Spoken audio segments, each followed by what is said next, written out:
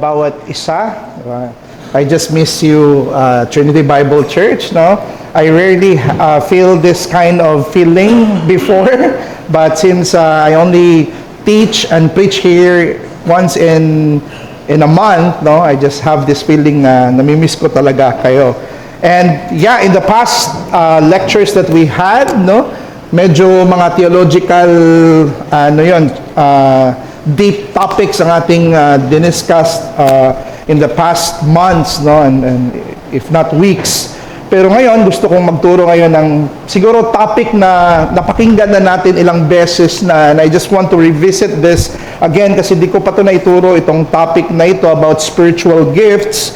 And our title for our lecture for this morning is Serving Christ with Our Gifts, or Serving Christ with Our Gifts. By the way, can I have also a screen here? Yung screen dito para makita ko yung what's in there. Thank you very much. Hallelujah.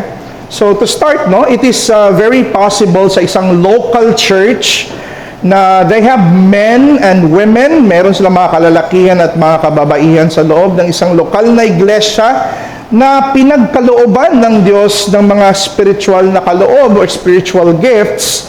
Subalit ang mga ito, however, their gifts are not exercised, or not either exercised, let alone recognized.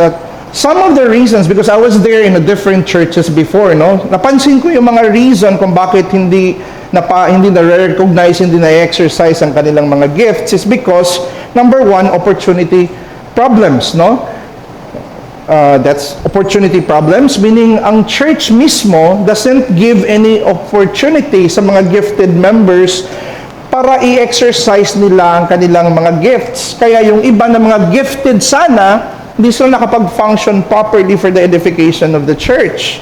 Another problem is that ang iglesia, may unexpressed need siya. Meaning to say, ang church, hindi siya vocal about the need to have men or women para mag-participate sa ministry. No? And this obstruct para magamit ng mga miyembro ang kanilang mga gifts sa iglesia. Number 3, minsan, may mga churches na may mga unrealistic expectations, no? Ibig sabihin, the church places higher standards on ministry workers na mas mataas pa sa scripture, leaving them to be intimidated or fearful to get involved in the ministry. So, minsan, nakakaroon ng culture ang isang church, no?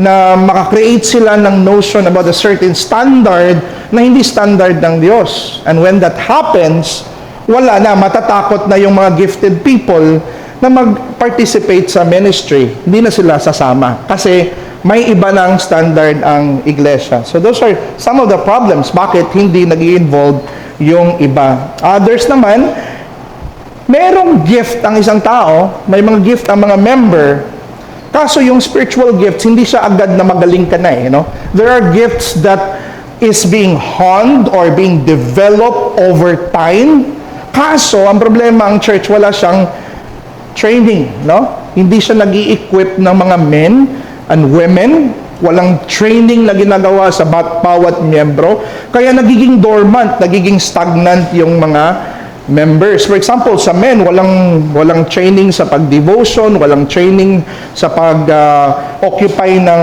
isang role sa ministry. So, the problem is, nandun lang sila sa church, nakikinig lang, at hindi nila na-exercise, at hindi din natin alam na may gift pala si kapatid. Nung nag-transfer sa ibang church, doon na napansin, gifted pala yun. Hindi natin alam, no?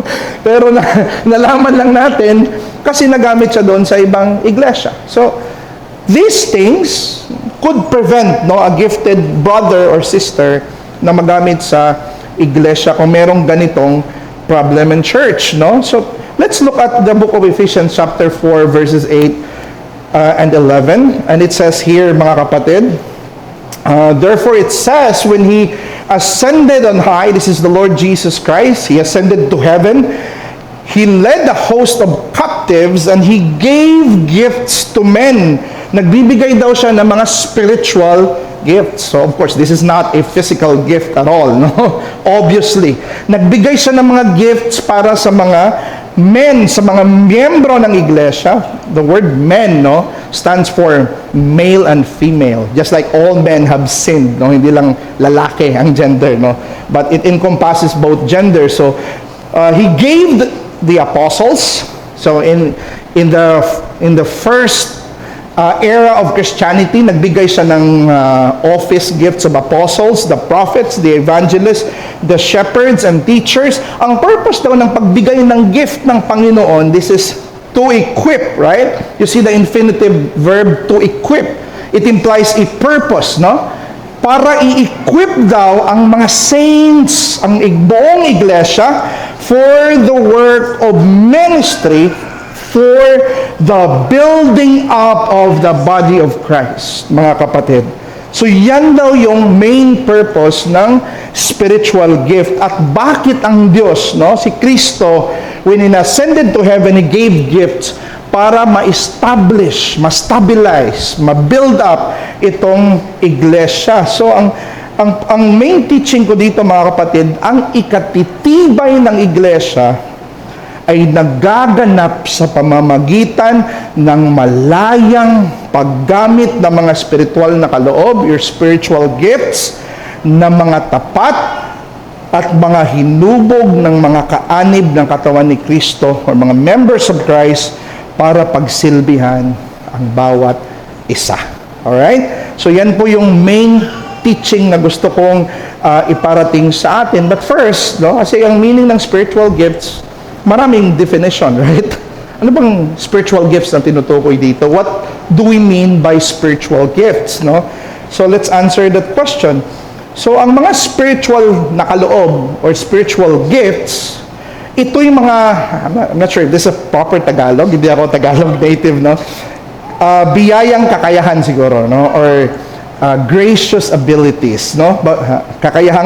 Biyayang kakayahan, ipinagkaloob ni Kristo sa bawat mananampalataya para sa pagpapatibay, paglilingkod, at pangangalaga sa kanyang iglesia. So may tatlong spiritual gifts. If we're going to look at the scripture, no? May tatlo tayong categories of spiritual gifts na makikita sa Biblia. So first, makikita natin itong foundational gifts, no? Pag ang isang pag magtayo tayo ng bahay, no, may ina-assign tayo para mag-start sa foundation, right? So during sa pinaka-foundational stage, yung first epoch of Christianity, ang office, ang gift na ni Lord doon, yung mga apostles at prophets, okay? Dinisenyo sila sa pagtayo ng pundasyon ng iglesia. At tayo, we are going to be built upon the foundation of the apostles. Okay? In other words, itong mga gift na ito of office, pansamantala lang ito nakaloob ng Diyos. Okay?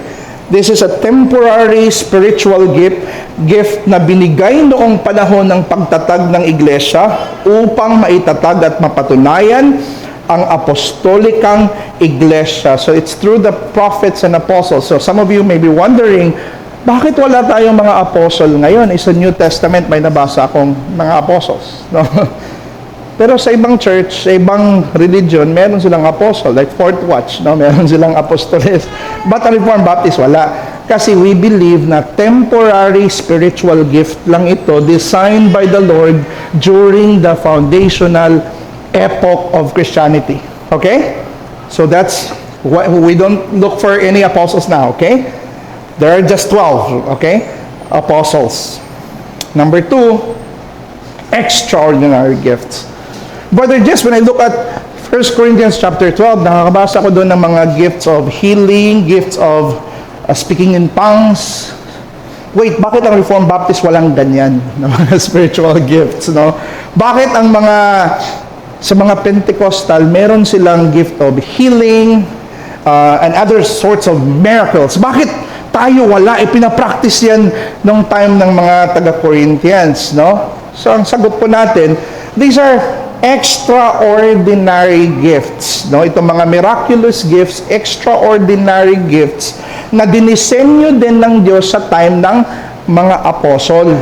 Kasi during that time, hindi pa na-compile yung buong Bible no? Wala pang compilation sa buong canon ng Scripture. So yung final authority is in the state of inscripturation.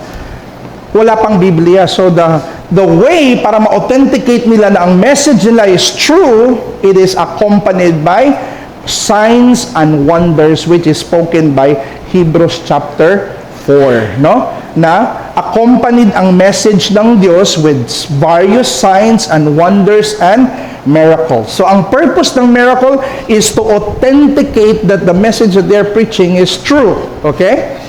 So, sino bang maniniwala sa isang karpintero or tax collector mag-share ng gospel sa time nila? Hardly, di ba? Walang maniniwala doon. Or, of course, it's by the grace of God, right? No? Pero hindi ma-authenticate yung kanilang message. But now that we have the scripture, so even, isabi doon sa 1 Corinthians 13, no? Even daw ang mga gifts, they shall cease. So, may time talaga na nag-cease yung gifts. At yan yung explanation kung bakit nung time na nagkasakit si Timothy, hindi na sinabi ni Apostle Pablo na, you know what, Timothy? Look for a faith healer there in the church and he will heal you. Hindi na siya ganon, di ba? Uminom ka din ng konting alak para mawala yung karamdaman mo, sakit, di ba? So, yun na yung nangyari. So, in other words, may certain point in time na itong extraordinary gifts like speaking in tongues. Pero yung speaking in tongues dito, hindi yung glossolalia ba yun? Yung shabarabara. No, hindi ganun yung speaking in tongues dito, mga kapatid. No? Ang speaking in tongues dito, yun yung may ability ka na kahit hindi ka taga-Armenia or taga-ibang bansa, hindi ka French, no? Pero merong tao dito na bumisita na mga foreigner na you don't know their language at all, bigla kang nagkaroon ng ability to speak their language and they understand, no? But Paul says, huwag kayong mag-after sa gift na yan, no? Kasi he who speaks in tongue only edifies himself. He does not edify the whole church. Kaya ang gusto ni Pablo yung nakaka-edify sa whole body, right? Okay, so I hope that makes sense. Pero merong gift sa Biblia, mga kapatid, na until now, perpetual. Active pa siya at patuloy siyang umiiral sa buhay ng bawat Kristiyano. So these are ordinary gifts. No? There are extraordinary gifts. You also have ordinary gifts. Pabasa natin sa Book of Romans and anywhere sa mga writings ni Paul, no, na isa dito yung pagiging pastor, no?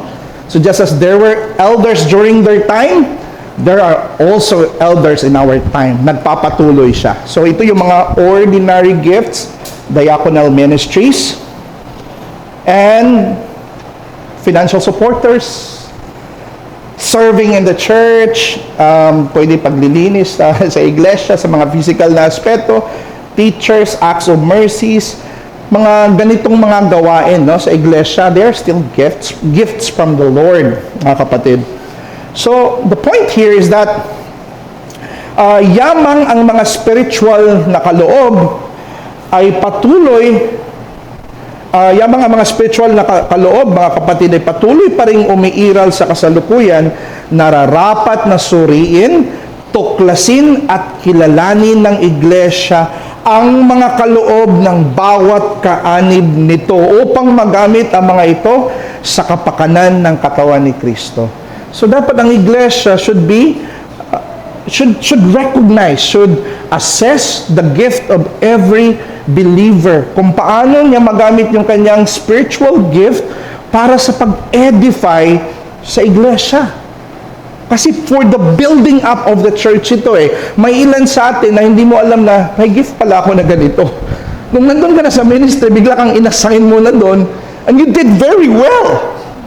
And you realize, binigyan pala ako ng gift ng Lord na ganito. So, nangyayari yun sa'yo. At nakikita ka ng iba, parang marunong siya magdala nitong dito sa sounds, dito sa music, or dito sa pag-lead sa counseling, di ba? Pwede yun, mga kapatid. At nakikita yun. So So there are important truths about spiritual gifts. Itong mga ideas na ito, nakuha ko ito, I don't want to take away the credits na kay Curtis Thomas, no, from which nanggaling itong idea na ito. So from his book, nakita ko at na-confirm ko sa scripture, no, na ang Diyos pala, yung spiritual gifts, He apportioned these gifts to everyone, no? It is by grace, mga kapatid, na ibinigay ng Diyos para sa atin. At makikita natin yan sa Ephesians 4:7 through 13, no? It's very clear. He gave gifts to men, no? So it's something that it's not something that inherently yours, no? It's something that it's communicated to you. It's given to you as part of the benefit of the cross of Christ. So yung gifts na yun, pinagkaloob yun, ibinigay yun ng Diyos sa'yo by virtue of His death and resurrection and His ascension there in heaven. Nagpour siya ng gift sa iyo, mga kapatid. And He gave the apostles, the prophets. Pansin nyo, yung mga pastor natin or mga pastor sa ibang mga churches, dati wala sa kanilang mind maging pastor eh. Iba nga yung callings nila sa buhay nila. Some of them are engineers, some of them are computer technician, pero hindi preacher, right? But all of a sudden, nung naging Christian sila, pinagkalooban sila ng gift ng Panginoon na magturo, mangaral, no? So those are gifts that they receive from the risen Christ, no? Para magamit ito sa iglesia. And we need those men. We need those people who are gifted. So, number 2, mga kapatid, sorry. So, each believer has been given one or more gifts. Hindi natin pwedeng sabihin na, ay, nakikita ko mga kapatid, parang si Brother Joe, sila lang Brother Justin may gift yata, sila lang Joe Mark, hindi lahat may gift eh. Mali po mga kapatid. Lahat po tayo meron pong spiritual gifts, no? Mga kapatid, no? Hindi lang siya, the gifts belong to the body. Each believer has been given one or more gifts. Merong isang tao na parang dalawa yung gift niya, no? Minsan mas marami pa siyang gift, no? May iba na kaya niyang mag-preach, kaya din niya mag-function na parang deacon. You've seen those people? There are people who are like that, no? Who have been blessed by the Lord with manifold gifts, no? And we praise God for that, no? Makikita natin dito sa Romans 12 verses 4 through 8. Sabi dito, for as in one body, kasi ang iglesia, we are one body, right? In fact, we declare that we are one body every time we partake the Lord's Supper, right? For we who are many are one body because we partake of that one body, one bread, which is Christ. So, for as in one body we have many members, and the members do not at all have the same function. The hand functions differently from the eyes, right? And with other parts of your body, your lower limbs and upper limbs, iba ang function nila. So we, though many, tayo din, kahit na marami tayo, are one body in Christ. Isang katawan tayo. Therefore, our whole body needs one aspect of it, no? One part of it is needed by the entire body, and therefore we also need one another.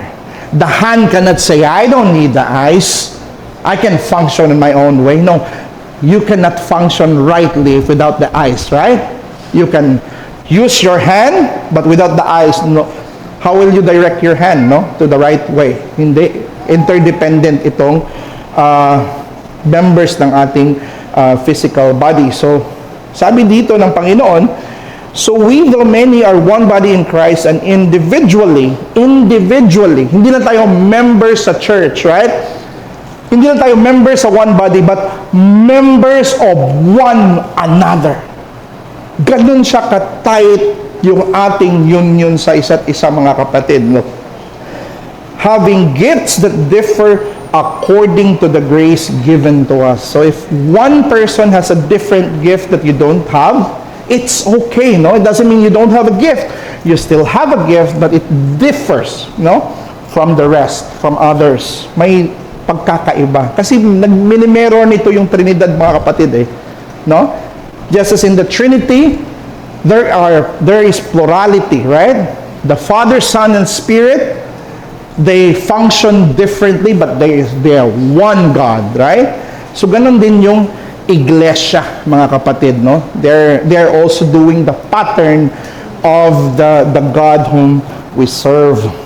According to John MacArthur, sabi niya, although we do not have the same function, hindi pareho yung function natin lahat, mga kapatid, no? And although our gifts differ according to the grace given to us, pero sabi niya, although magkaiba yung function natin, sabi niya, what's clear here is that we all have a function in Christ Church. Meron tayong function lahat sa iglesia ng Diyos, mga kapatid. So, don't think of yourself as insignificant. Para naman akong intruder dito, parang wala naman akong ginagawa. No, you have a function in this church. You don't even know na even your presence in the Lord's Day greatly edifies other people. Na na-encourage sila even sa presence nyo lang dito, sa pagpunta. Because ako, I myself, no, na-edify ako sa isang member ng isang church na isang doktor, no, na galing pa siya nag-oopera. Kahit late na siya, nagmamadali talaga siya pupunta doon sa church kasi nagsasabat siya. Sabi ko sa sarili ko, pwede naman niyang gawing excuse yun na works of necessity, works of mercy. But that person's, no, it's the Sabbath day. Tapusin ko agad itong pag-oopera ko dito and then I'm gonna go. So kahit ganun lang yung ginagawa niya sa iglesia, it edifies me. Na-blessed ako doon, mga kapatid, no? So even our presence can be of edification. Kahit yung gift natin, hindi pa natin ma-discover kung ano man yun, mga kapatid. So, we all have a function in Christ Church. We all have gifts. We all, diba? Have gifts from Holy Spirit and the obligation to exercise them. May obligasyon tayo, no? Na i-exercise natin yung gift na pinagkaloob ng banal na Espiritu kasi lahat tayo recipient sa gift ng Diyos one way or the other. Okay? It's in the Word of God. Makikita natin yan, no?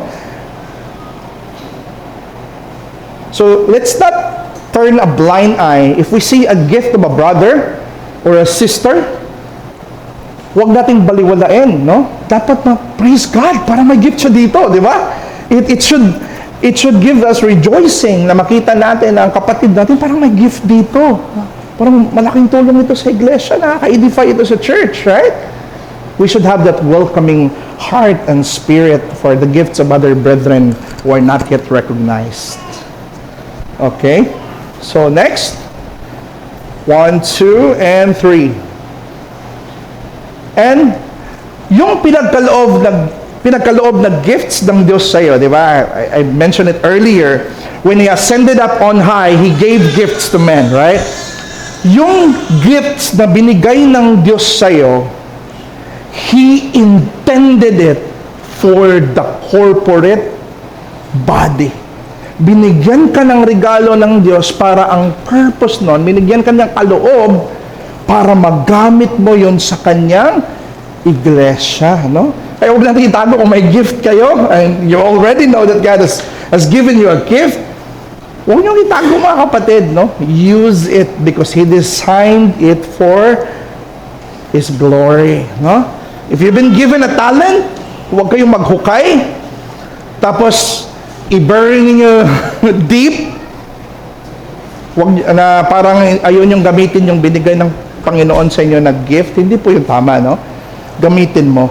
Because my purpose ang Diyos na nagbigay sa iyo ng kaloob na yon. And that belongs to the body. 1 Corinthians 12:7 din. Meron ding sinabi doon. I think it's now there are varieties of gifts but the same Spirit, no? To each is given the manifestation of the Spirit. Sabi doon, for the common good. Hindi lang siya for an individual good, no? But for the common good. Yan yung purpose ng mga varieties of gifts, no? Sabi din sabi ni Charles Hodge here, mga kapatid, sa kanyang libro, sa kanyang commentary sa Ephesians, if my memory serves me right, sabi niya, this diversity of gifts, yung pagkakaiba daw ng gifts na meron tayo na pinagkaloob ng Spirit sa bawat isa sa atin, is not only consistent with unity. Okay? Pero sinabi niya, but it is essential to it. Kung baga essential sa unity ng church, ang bawat kaloob na binigay ng Diyos sa atin. Once we exercise those gifts that God has given to us, the more ang church magiging united, the more ang church magiging ma-edify, the more ang church ma-build up, the more we have a healthier church if every gift that we have is exercised for the body of Christ. So, the body is not one member. Let's understand that, no? Kaya maraming hindi gusto kay Kobe Bryant sa basketball kasi parang one man lang siya, no? Pag nagda-drive siya, parang siya lang naglalaro, no? Kaya maraming gusto din kay LeBron James, no? Kasi parang whole members talaga naglalaro, no? Parang pinapasa-pasa niya. So, parang ganun daw yung sorry kung may fan dito. Merong mga hindi fan ni LeBron James dito, mga kapatid. Pero yan yung na-observe ko. Teamwork siya, no? Parang nagpa-function talaga ang buong team pag siya naglalaro, no? Hindi siya after sa kanyang score, no? Hindi ganon. So, ganon daw ang katawan ni Kristo, yung kanyang body. The body is not one member but many. So, in every organism, ang ganda, no? Hindi organization. It's organism, right? Parang yung katawan talaga natin that we are tightly connected to each other. Kasi pag organization lang, your boss, you're connected with your boss, right? You're a member, you are his employees. He is your employer. Pero yung boss mo, distant sa'yo. Hindi niya nararamdaman yung pinagdaanan mo, yung mga paghihirap mo, right? He just take leadership towards you.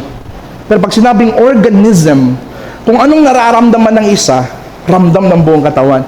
Ganon siya connected yung union ng bawat membro. Kaya napansin nyo pag dito sa Reformed Baptist Church, mararamdaman mo talaga na parang ibang pagmamahalan, no? Pag nasa Reformed Baptist Church, kasi kung pupunta ka lang sa ibang church, parang yung mga member pumupunta lang doon sa church para makinig ng sermon. Pagkatapos, di ba? Parang walang real loving relationship na nangyayari. But in the church, we are a family. Sabi dito, in every organism, merong mga diversity of parts is necessary to the unity of the whole. Just as we cannot function properly if one is not functioning properly, ganun din ang iglesia. Mas healthier, mas nag-tend ito sa well-being ng iglesia pag nagpa-function lahat, no? According to the measure of gifts that God has given. Praise the Lord. And then we're gonna go to the next one. Sorry about this, no? Pasensya na kung ang PowerPoint ko merong Tagalog, English, kapatid, no? I designed it sa PRBC before, and I decided to teach it here also. So, we will be held responsible as to how faithful we are in the development and use of these gifts. Mga kapatid, no? Responsable tayo of how we use these gifts, mga kapatid. Malinaw na sinabi sa Biblia, 2 Corinthians 5:10, no?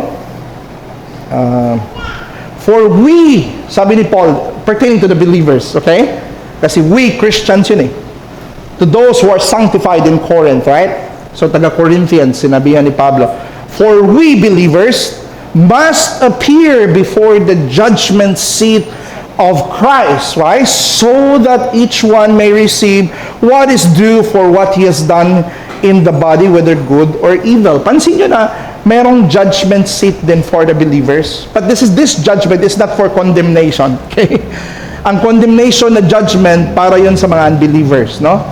Haharap tayo sa hukuman ni Kristo, hindi para i-condemn, kundi yung mga ginawa natin dito sa lupa, yung mga ministries na ginawa natin, yung paggamit natin sa ating mga spiritual na kaloob, ipipresent yun sa Panginoon. Right? Now, if you don't use your gifts,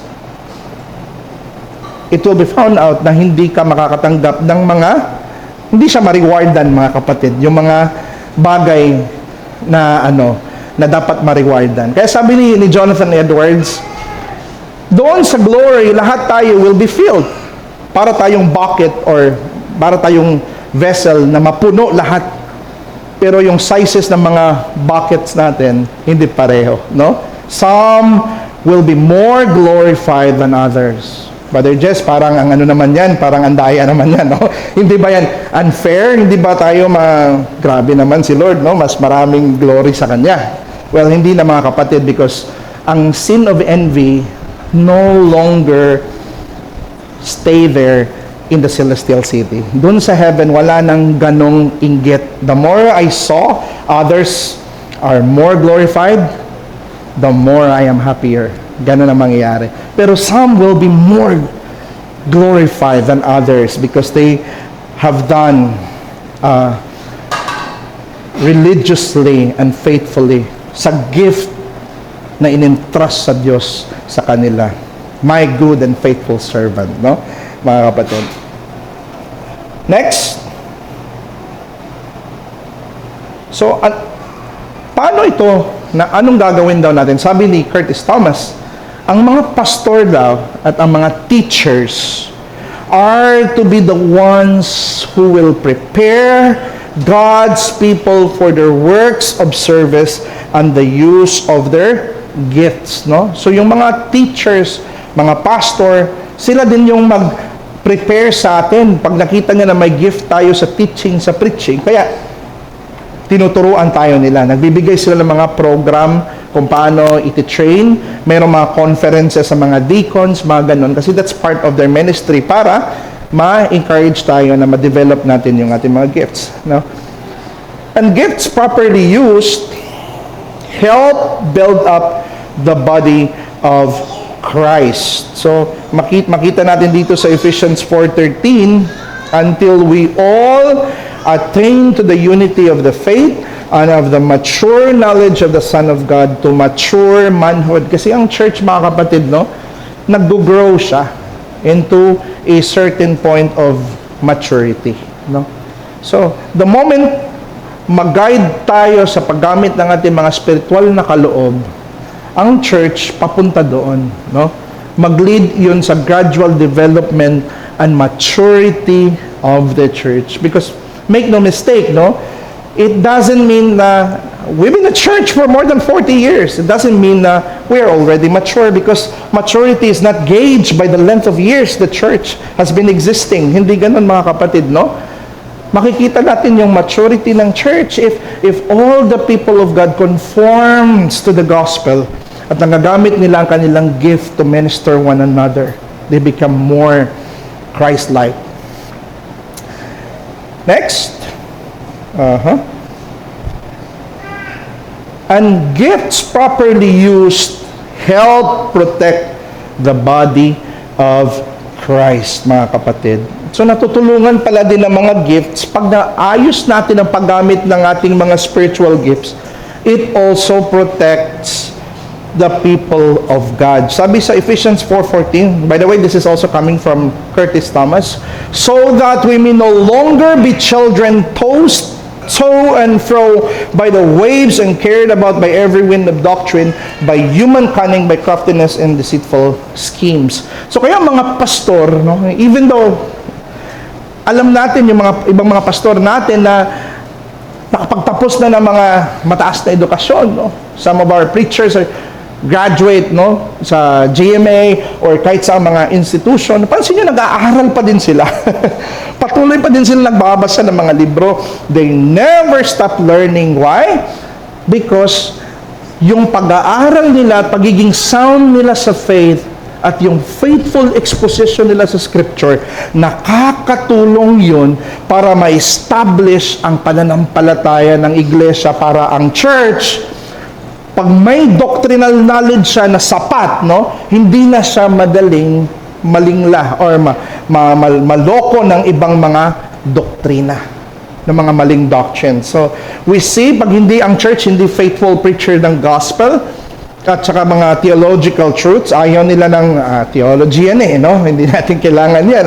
Ang kailangan natin is pagmamahalan, puro mga practical aspect ng without theology. Ang problema nun, pag may papasok dyan ng mga mababait din na mga cultic religion, pwedeng madala sila doon sa maling katuruan, no? Kasi hindi solid yung foundation. Pero pansin nyo ba, may mga Kristiyano na naging solid talaga sa faith. May marami akong kakilala na wala sa truth. Pero hindi siya totally nadala doon. Darating talagang time na bumabalik siya kasi hindi niya ma-deny yung faith na nandun sa kanyang sarili. Kung tunay siya na-elect, ha? Unless kung hindi siya tunay na-elect, masadlak yun sa kasalanan, no? Ganun yung mangyayari.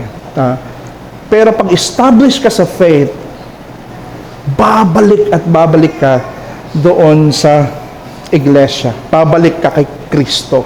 Kasi naging solid yun sa iyong ang iyong pananampalataya. Hindi ka nadadala sa maling mga katuruan. So, kaya kailangan i-exercise ang gift, especially sa teaching. And also,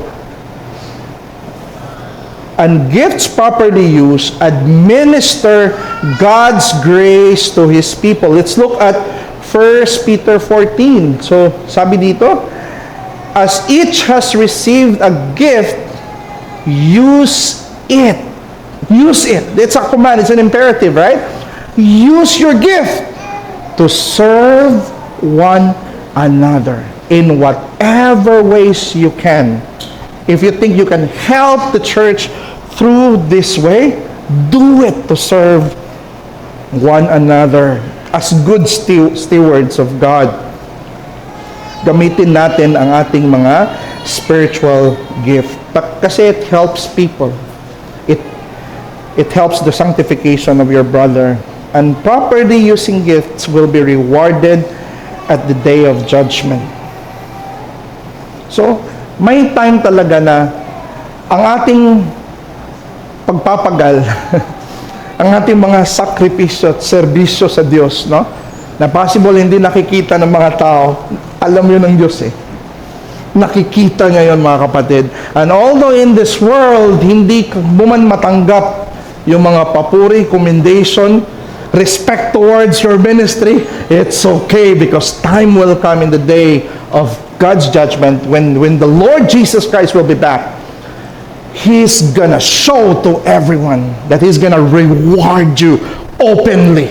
You did it secretly. I'm gonna reward you openly. So yan yung comfort, no, ng mga true servants ng Diyos, no, na nagsiservisyo, na hindi naglulok sa appreciation at palakpak ng mga tao kasi may Diyos. Yung gift na pinagkaloob sa kanila, kinamit nila faithfully, naging good ambassador sila sa Diyos, God will reward them.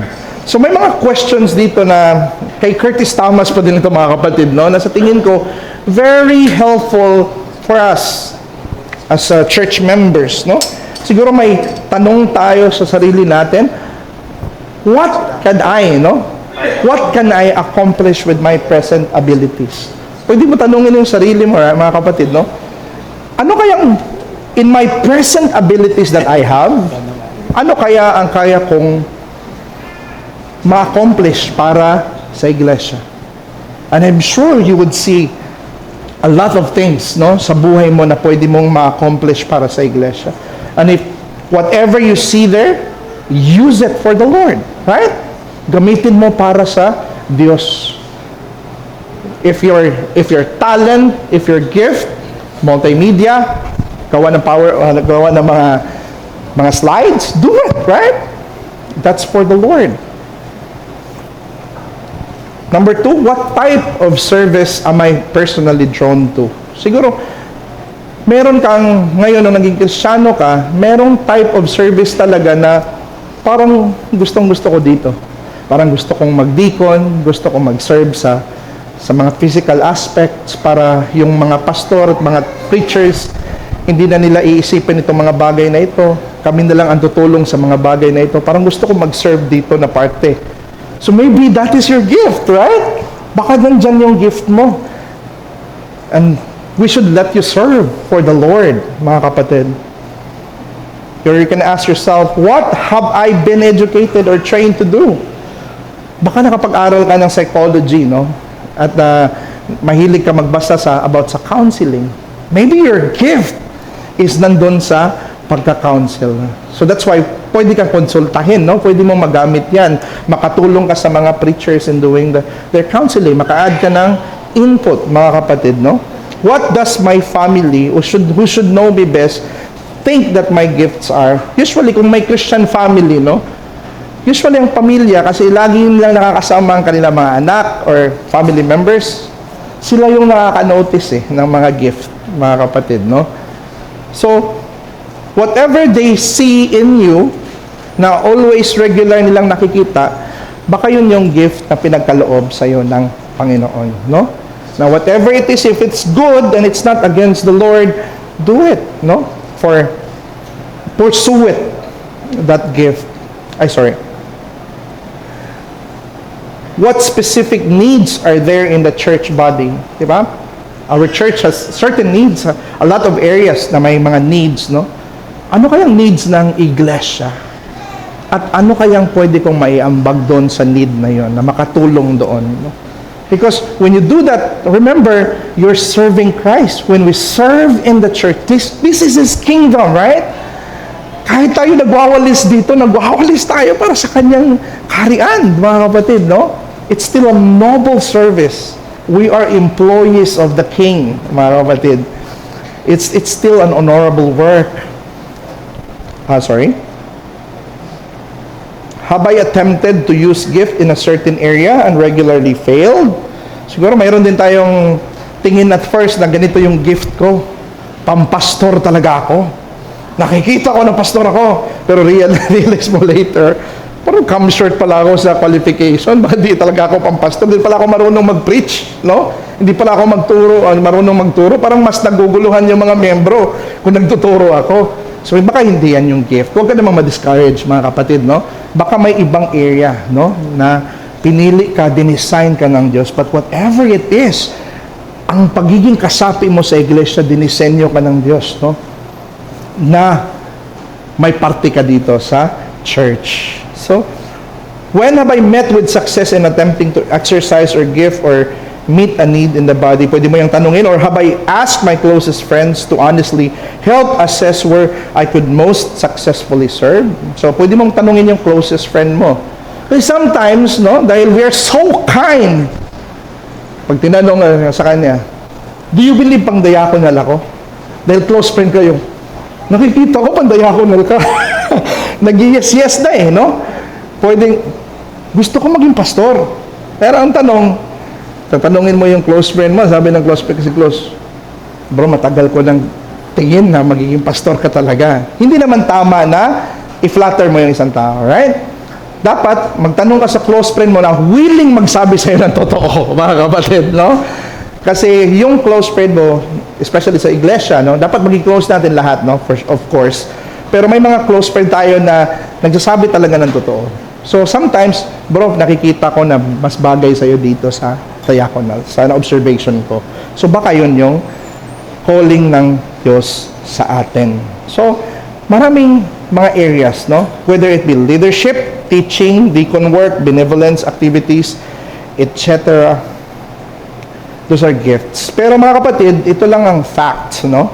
Ang mga gifts ng Diyos, ang mga kaloob, ay hindi lamang mga kakayahang mahusay ka na. No? Kasi we have that misconception na pag magaling ako dito, ito yung gift ko. Not necessarily, mga kapatid, no? Maaari rin itong mga kakayahang taglay mo pa lamang at unti-unti mong nahahasat, nalilinang sa paglipas ng panahon. So a gift, maybe dormant, maybe not as spectacular, you're not as good as automatically good, pero nadidevelop mo siya over time, no? Yun pala yung gift ng Diyos sa inyo. So, as a conclusion, mga kapatid, Christ not only died for our salvation, He also died, rose again, and ascended to heaven also for our edification. So, yung mga gifts natin, na natanggap natin, ill-deserved tayo sa lahat ng yon, mga kapatid, no? Hindi tayo worthy tumanggap sa mga ganon. Pero pinagkalooban tayo ni Kristo at binayaran niya yon doon sa cross. At nung tinanggap natin, since mahal ang bayad nun, binayaran niya yon ng sarili niyang dugo, gamitin natin ito ng tama upang maibalik sa Kanya ang papuri na Kanyang deserve na tanggapin. So, I challenge the Church of Trinity Bible Church, no? Our church, whatever gifts you have, be a willing servant to use your talents and gifts for the edification of the church and ultimately for the glory of the risen Christ, who shower those gifts to all of us. And that ends our lesson, brothers and sisters. So, I think we will have time for maybe question and answer. I'm not sure if kaya kong sagutin lahat ng tanong ninyo. If kaya, I will answer. If hindi, siguro we will just keep your question at bay, pag-aralan natin, or let other brothers answer the question nonetheless. So yeah, baka meron kayong questions, clarifications, objections, or additional input, please do. Brother, question, Brad. Lahat ba ng sabihin yung isang member gagawin na ministry, no? Yun ba ay kailangan lahat ay dapat ay ipaalam sa pastor or under supervision ng pastor? Alright, that's a good question, no? So, bawat mga ministry na ginagawa natin ay dapat bang ipaalam sa pastor, no? So, it's a very wise idea na ipaalam sa pastor yung mga ministry na gagawin natin because, of course, as a pastor, no? Siya yung nag-take oversight sa ginagawa ng church, no? As a leader and the one who directs the church, no, who leads the church according to the Word of God. At siya yung nag-overseer, no, sa atin. I think yung mga ministries na ginagawa ng church, he should know, no? Alam niya dapat ito. Hindi siya dapat na parang ginagawa lang yung ministry na wala man lang siyang kaalam-alam. Kasi that's a ministry that is, we're stripping the pastor from his role to oversight, no? Ako dati parang nag-guilty ako yung dati. Meron akong ginagawang podcast dati. Bumibili na talaga ako ng mga microphone and what that. Na-realize ko, teka muna, hindi to ministry ng church Parang personal ko lang to na ministry Itinigil ko lahat. Hindi ko lang siya tinuloy. So, may ganon. Pero it is a wiser thing, no? Wiser thing na alam ng pastor yung mga ministries na ginagawa sa iglesia, no? Hindi ko masasabi na pabor ako doon sa hindi magsasabi, no? Magsasabi talaga sa mga ministries para ma-take oversight ng pastor. Kasi kung walang guidance sa pastor, maaaring ang gagawin ng mga member ay hindi siya according sa Word of God, no? So maganda talaga na mag-take counsel sa pastor before doing any form of ministry sa iglesia. Did I answer your question, Deacon? Salamat po. Any other? Dito, Jess. Si Brother Art? Sister, Kim. Kuya Jess, thank you po dun sa, teaching po. Ang question ko lang, Kuya Jess, is what if naman nasa isang ministry yung isang person, Yeah. and then you see na hindi talaga siya para doon. So, what are the steps na dapat i-take ng church for that person para sabihin sa kanya na, okay, can you try another ministry, ganon? Or sino po dapat magsabi dun sa person? Alright. Is this for pastoral? Like pastor siya? Ganun. Ay, hindi, Parang, hindi naman po. Kahit saan? Pero Sa area? kahit saang ministry, Okay. Kuya. Pero specifically, Kuya, what if nasa parang public eye siya. Yan, ganun. Parang nasa ka-level ng mga teaching positions, mga ganyan. Okay. What should we do? Siguro start tayo sa pastor, deacon, tapos sa Sige. ibang mga role. Okay? Okay. Sa pastor kasi meron siyang tinatawag na biblical qualification for elders, no? Yung qualification for elders, kapatid, hindi lang siya prerequisite, no? It's also a post-requisite or a continuing requirements. So, hindi lang yun pang-entrance, no? Pasado ako sa pag-entrance ko. Tapos na nakapasok na, gumagawa na ng mga hindi maganda. Hindi yun tama, no? Kasi bound siya doon sa requirement. So, if meron doon sa qualification sa elder, na ang elder, for example, nagkamali siya or hindi na siya qualified, so, dapat, first and foremost, dapat siya, validated siya by 3 witnesses, no? Yan yung required talaga sa isang elder. Pag meron tayong complaint against an elder, 3 or more witnesses yung required for us to confront that one. And if in case hindi siya nagrepent, no? That's the time siguro na ang church kailangan talaga siya pa-step down in as an elder. Sa deacon naman, meron ding same qualification, no? Ang deacon, in fact, they're very similar in terms of qualification. Wala lang requirement for able to teach sa diaconal, no? So, including the wife, di ba? The family, part yun ng requirements. If hindi na siya mag-stand, if he cannot live up with that requirements na inilatag ng Diyos, kasi ang Diyos nagbigay ng criteria na yun. If he cannot live up that one, then he's no longer qualified to be a deacon. Especially kung hindi na makaserve. Diba? Kasi ang deacon is to serve, right? If hindi na siya makaserve, for example, na nagkaroon siya ng sakit, na unable na talaga siya, right? Hindi na siya makafunction sa church, so that's the time he needs to step down. Or pwedeng sabihin ng mga members na we would recommend him not to be a deacon anymore kasi hindi na niya na-fulfill yung mga responsibilities, right? Number 3, yung mga multimedia, mga ganon, or kahit anong ministry sa church, diba, na nasa public eye, pwede yon.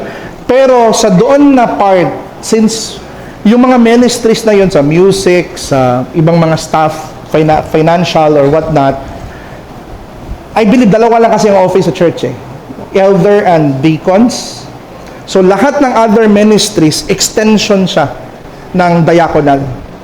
So ang deacon ang nagde-delegate sa kanila sa ministry na yan, and the deacon itself is taking oversight sa mga ministries na yan, no? So, for example, nakita mo na may problema itong taong to na na-assign ng diaconal, ng deacon, no? Pwede mo siya i-confront first, kayong dalawa, kausapin mo siya privately. If not, pwedeng kausapin mo yung deacon na nag-appoint sa kanya o nag-delegate sa kanya doon. And then the deacon will just do the task of i-correct siya, or pwede siyang tanggalin. Kasi ang deacon naman na nag-appoint sa kanya in that matter, kung saan. Yep. Brother, go ahead. Thank you dun sa lesson, Brad. Tapos, kumbaga narinig na to ng church ngayon, parang challenge siya sa ating lahat. Ano yung mga practical steps ngayon na gagawin ng church? Or sino yung mga magli-lead ngayon to, halimbawa, may nakita tayong someone na gifted. Kasi di ba, it's one thing na masasabi mo, oy Brad, parang gifted ka. It's another thing na ano yung hakbang ng church para i-train yung certain person or persons na nakita natin na may gift sa ministry. Pangalawa, sino yung magli-lead doon? Pastor ba, deacon ba, or yung regular na nag-church? Especially ngayon na maraming members na bago sa atin, na dapat siguro may possibility na ma-recognize din natin yung giftings nila. Tama yung sinabi mo, para ma-edify yung buong church. Yeah. Na magamit sila hindi lang para mag-attend regularly tuwing Sunday, kundi ma-recognize ng church yung gift nila. Ngayon, paano to mamamaterialize into some programs or trainings or ganyan? Or isesend lang ba talaga sila sa mga conferences or Bible school, ganyan? Or saan ba talaga nagsisimula yun? Pagsisend agad sa kanila or sa mismong church muna sila dapat parang matrain basically? I would admit difficulty answering your question kasi parang mahirap siya na question na magbigay ako agad ng mga steps, no? Parang challenging siya para sa akin. So nakikita ko dito, brother, no, sa tanong mo na yan. So dapat hindi kasi ang church hindi siya parang passive na pag may nakita tayo, gagawa tayo ng step. Hindi siya ganun eh. Parang ang church dapat, meron talaga siyang mga, kagaya ng ginawa natin ngayon, no, that sila si Kuya Nor at sila, nagtitrain sila eh. Nag-ano sila tapos nag-a-assign ng iba't ibang speaker na magli-lead sa devotion. That's a very good thing, mga kapatid, no? Kasi makikita natin sino ba yung nagli-lead. For example, kita natin si Bro Marvin, na-assign doon, si Brad I.S., nakita ko last time nandito, nag-lead, no? So, maganda, mayroong mga ganong opportunities, no? Na nagagamit talaga ang bawat isa. Need yun. At dapat mayroong ganong part yun sa ng mga ministries ng church na mayroong ganong mga program trainings. Sa deacon din, pwede din sa mga diaconal aspect, no? Nakikita ko din dito, ginagawa din nagtitrain din sila ng mga new generation, sila Deacon Abe at si Brother Arnold at si Deacon Jojo eh. So it's a good thing. Meron tayong ginagawa doon. Pero ang pag-structure na lang siguro sa mga ganon, siguro yung mga na-assign doon, pwede nilang isabi kay Pastor Del doon na, Pastor, ito yung plano na nakikita namin na need ng church, na baka pwede nating gawin itong department na ito, itong parte na ito, para matrain ang mga men at women. So, I see that when I visited other churches too, na meron talaga silang equipping sa men, meron din sa women. Although nakikita ko din dito talaga na may mga women fellowship talaga na may mga ministry na ginagawa already ang Trinity Bible Church. So I have little to nothing to contribute on that already, brother. I think it's about time, but yeah, let's give one more last. Sige, thank you, Jezreel, sa Go ahead, brother. sa discussion natin. I-ask ko lang kasi gusto kong exposed ako, tsaka I'm working with brothers and sisters na naniniwala sa glossolalia. Okay. Na it is speaking in tongues. So, I think parang isang magandang way to para mai-insert yung totoong gospel sa kanila, sharing them. Paano ko respectfully na masasabi sa kanila na it's not speaking in tongues, na in a brother-sister way, na respectfully, kumbaga ma-divert ko yung believe nila sa ganong bagay. Na ma-lead sa tama. Na ma-lead sa tama, tapos ma-share ko na yung gospel, yung true gospel sa kanila. Kasi talagang sa environment ko, na mga ka-work ko din, talagang iba yung salvation nila, paniniwala sa salvation nila, and may mga things na ganyan katulad yung glossolalia, speaking in tongues, talagang they express their emotions sa ganung bagay while akala nila nag-worship sila. Ayun, gusto ko lang, sa halimbawa, meron akong kakilala na, okay, napag-usapan namin, and then, respectfully, parang magkaroon ako ng idea from you na ma-share ko sa kanila ng tama yung, may correct ko yung bagay na yun. Alright, that's a very good concern, brother, sa mga kaibigan mo na nasa siguro mga Pentecostals, mga True. evangelical born again, no? What I do, kasi marami din akong friends, galing din ako sa born again eh. Ang ginawa ko, brother, I'm not saying this is the perfect way to do it, no? Pero what I did is that I explained to them what spiritual gifts are. Sabi ko, actually naniniwala ko dyan dati, pero nabago ako.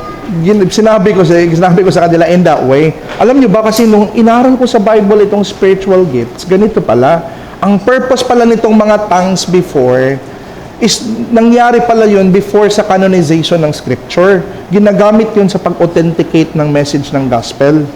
Kaso ngayon, nandito na yung Bible. So yung mga gifts, hindi na siya applicable. Nagsisis na siya in a certain period of time. Tapos, sinabi din ni Pablo, siya na nag-speak in tongues without an interpreter, mas mabuti pang manahimik siya because he's like a clanging cymbals, no? So walang recommendation si Pablo even for speaking in tongues. And during that time na present pa nga ang speaking in tongues, in 1 Corinthians 14 verse 2, I forgot the verse, sinabi niya, he who speaks in tongues edifieth himself, but he who prophesies edifieth the whole church. So, hindi ka niya nirecommend kasi parang sarili mo lang na i-edify mo. Ang purpose ng gift for the common good, right? So, hindi siya applicable. Tapos, hindi nila alam din yung sinasabi nila. Hindi nila alam yung meaning nila.